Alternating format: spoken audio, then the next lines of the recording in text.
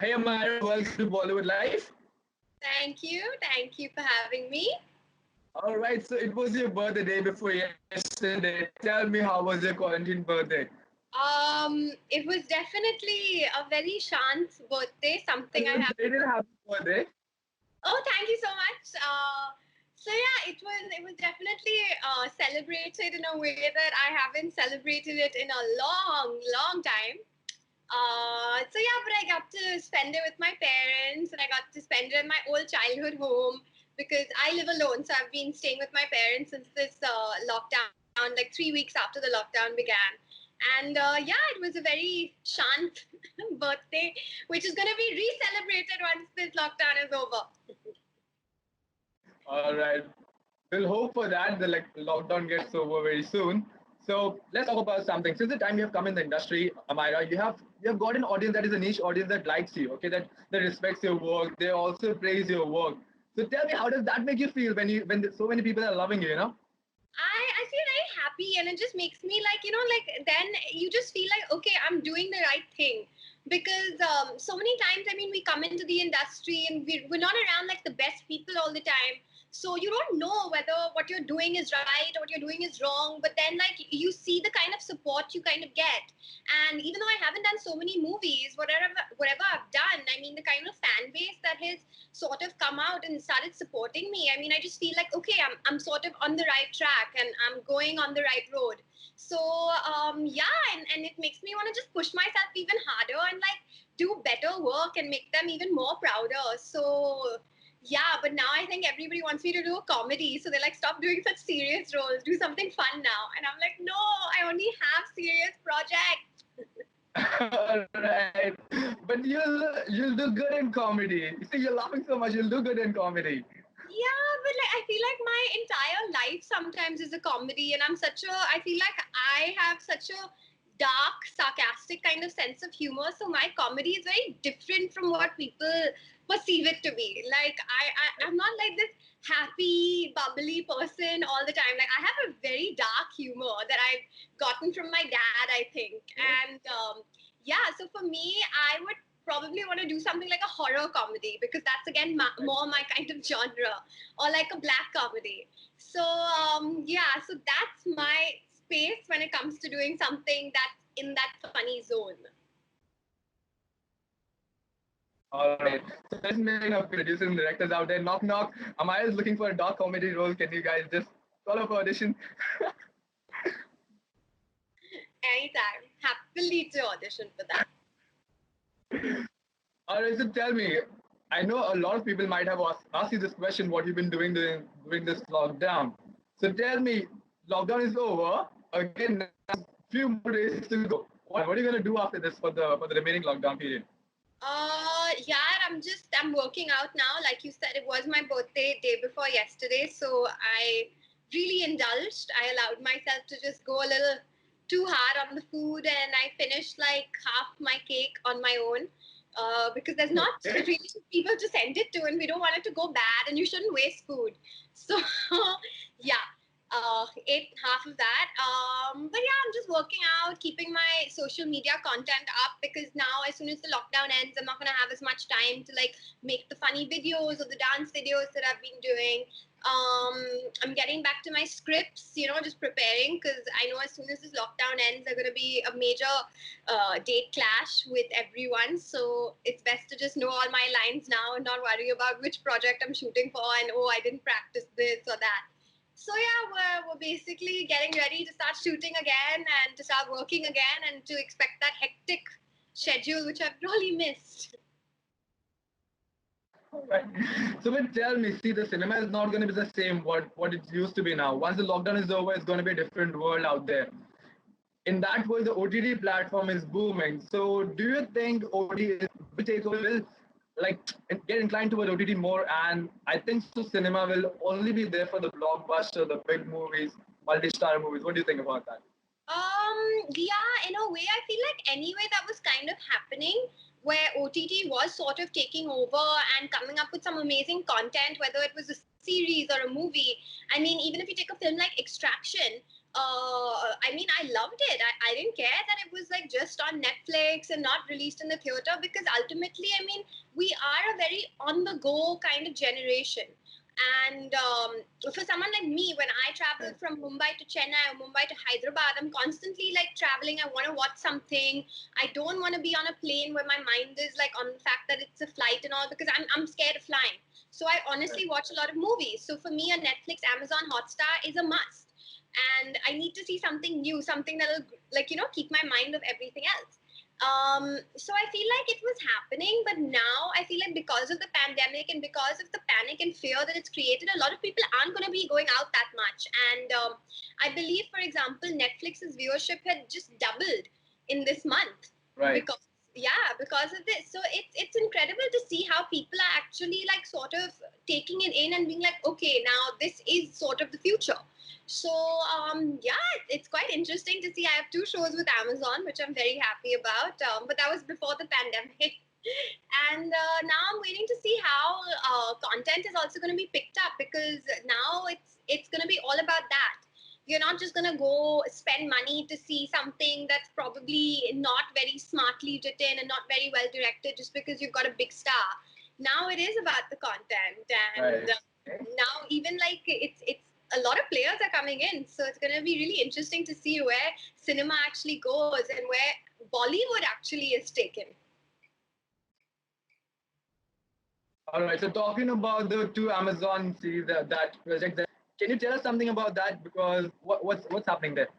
So the first one is Tandav, and that we finished shooting. That's the one with Saif Ali Khan, with Sunil Grover, Gauahar Khan, Dimple Kapadia. So it's got a huge ensemble cast: Zishan Siddiqui, Kritika Kamra. It's a major political thriller. It's been directed and written by Abbas, Zafar. So yeah, it's in this sort of like slightly violent space, which I love.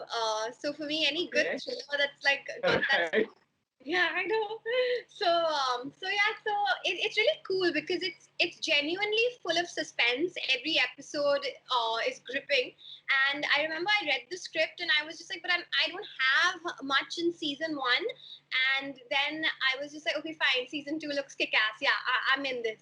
So it's really cool to see how your character also develops from season one to season two, and how someone who's small in season one is just going to blow up in season two, and it's crazy. It's actually pretty crazy.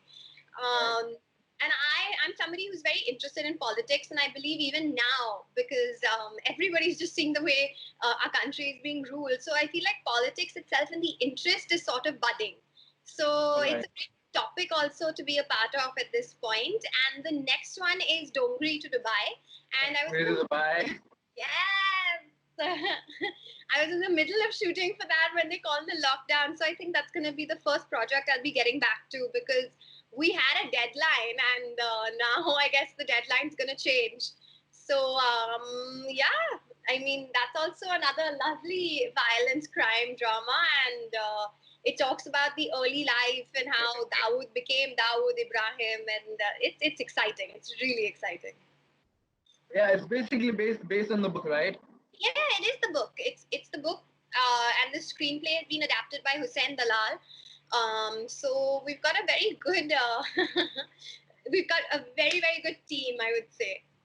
All right, we'll be looking forward for that. We'll do amazing in that as well, as usual. There's, yeah, but I want to talk to you about this lock.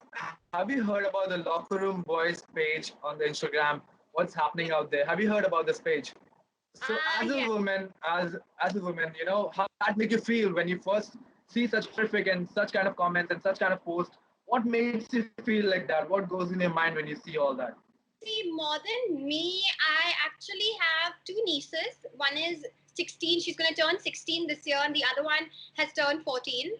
Um, so for me, I think that's where it really hit me, because I mean, it's like they could just be talking about them at the end of the day, and it's really scary because I mean, even we were young, even I've said so much crap while I was growing up, like so much. And I actually have a younger brother, so I've been around boys a lot.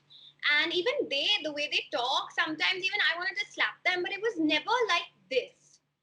it was never, nobody ever took rape as a joke or spoke about gang rape the way they did. And I mean, fine, you want to objectify women. Yeah, you're stupid when you're young. You do really, I mean, your hormones are raging. You say a lot of crap. I'm not even saying no. But this was way too far. And that's what scared me, that if rape is taken so lightly at this age, if boys think that they can talk about girls and threaten girls and just pass around pictures like it's nothing at this age, then what are the kind of men you're creating? So for me, it's not even about, look, I don't think that they should go through any criminal punishment, to be honest. I think that's just going to create more hatred towards women and more hatred for basically not really seeing what they've done, but them just being like, Arey yaar, I just said this, I didn't mean it that way. Instead, I really feel like they need to be educated and meet some of the survivors who've actually survived rape and molestation, and who are the women who are willing to talk about it, because I feel like once they understand what a woman has gone through, it won't be a joke anymore. And that's what I think should happen, because at the end of the day, just slapping them with a complaint or an FIR is not going to do anything. It's just going to piss them off even more. Here we need to sort of make them understand that, listen, it's not a joke. It is a very serious matter, and what y'all have said is not funny and cannot be said in a funny manner, because you meet these women and you see what they've gone through, and that empathy is what brings about change. Not violence, not anger, not criminal punishment, but genuine empathy and understanding. And that's what I'm hoping happens, because everyone's like, no, these boys should be put in jail and the police should take this seriously and all, but I just feel like that's just causing more and more angst to the situation.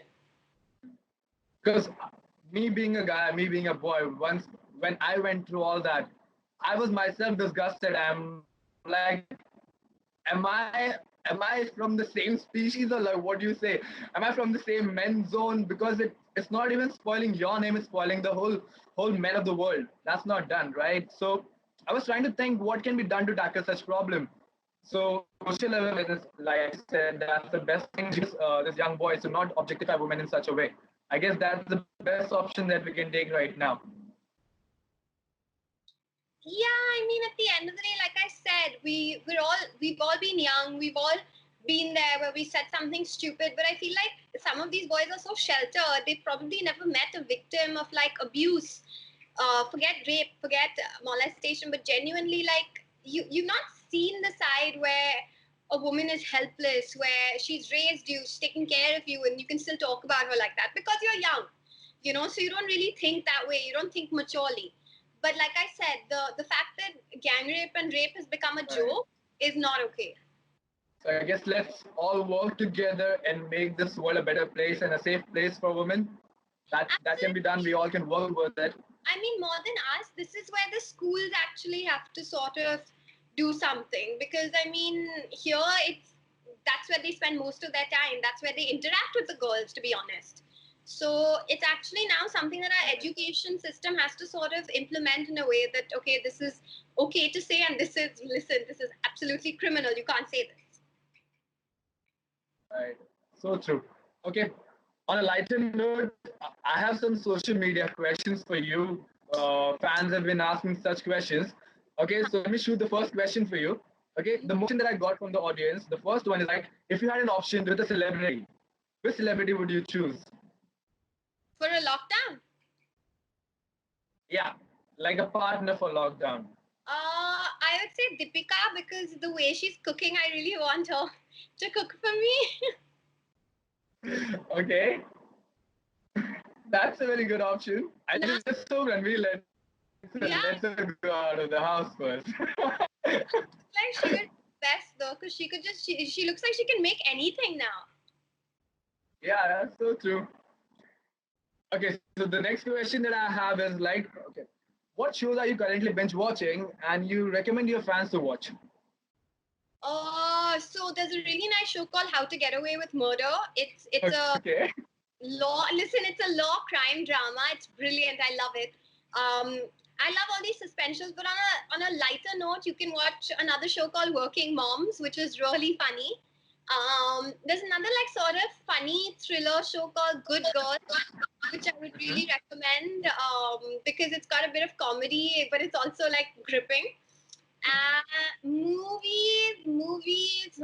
I haven't seen many movies. I've just been like binge watching shows because I don't want to like, All right. get like unentertained after 2 hours. Yeah, So this is over. What next to do? exactly. Even Right. The Walking Dead, love it. It's 10 seasons. Enjoy. Like you're set for a month with this show. Otherwise, I've also been watching The 100, which I've really enjoyed. Then even Jamtara is a nice show, huh? So Yeah. whoever wants to like see a little bit of con artists, you should watch that. And She, I really enjoyed She. Yes. That is also a good one. Good recommendations, yeah? Okay. So the next question is like since we all are locked in, what is your least favorite activity and your favorite activity at home? My Including Jhadu Pocha. Listen, luckily I am locked in with my parents and we've got all our mates because two of them are from Nepal.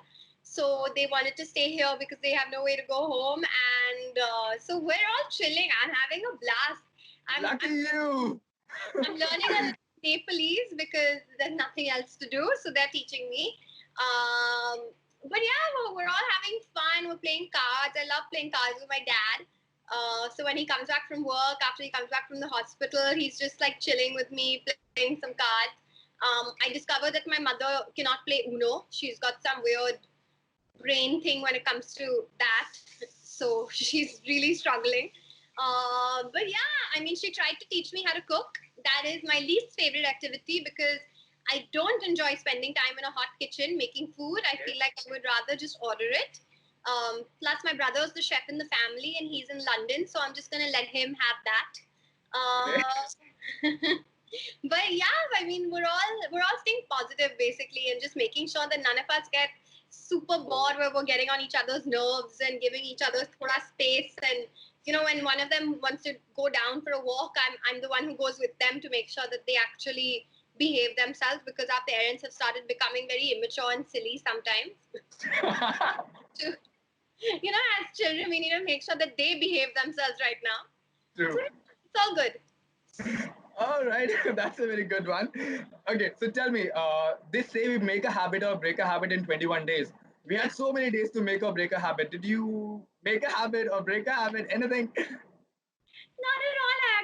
I really wanted to write because I do write in my free time, but I haven't been very inspired. Um, so I just don't feel like doing it. But yeah, I was supposed to also send all my bills and get everything together since my accountant said you've got so much free time, so you can do it. But I haven't because I just don't want to go there. So